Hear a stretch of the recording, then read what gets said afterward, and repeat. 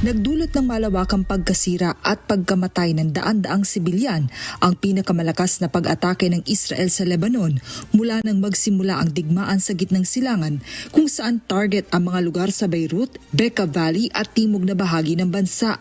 Nagpahayag naman ng matinding pagkabahala ang maraming bansa sa panganib ng mga naturang pambobomba.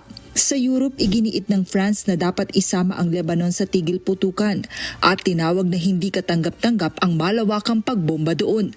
Sa United Kingdom, binigyang diin ni Foreign Secretary Yvette Cooper na ang ginawa sa Lebanon ay labis na nakakasira sa negosasyon at maaaring magpalala pa ng tensyon sa rehiyon.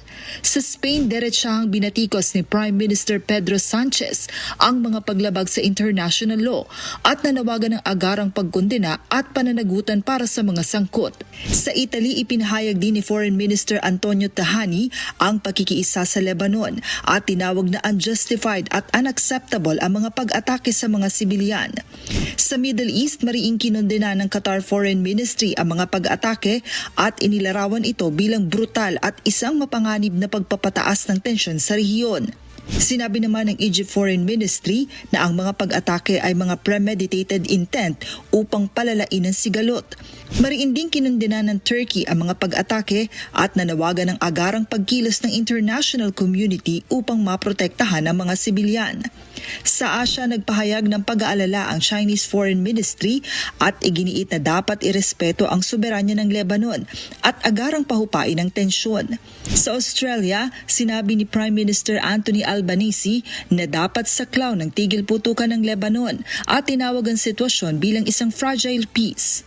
Para naman sa European Union, iginiit ni Foreign Policy Chief Kaja Kallas na ang pag-atake ay naglalagay sa panganib sa ceasefire deal. Samantala, mariing kinondena ng United Nations ang mga airstrike kung saan inilarawan ni UN Human Rights Chief Volker Turk ang lawak ng epekto nito sa bansa bilang malagim at hindi kakilakilabot. Sa kabila ng panawagan ng international community, nanindigan ng Israel na itutuloy nila ang kanilang pag-atake sa Lebanon hanggang sa maubos ang kalaban nila na Hezbollah. Joan Nano, humahataw sa balita ngayon.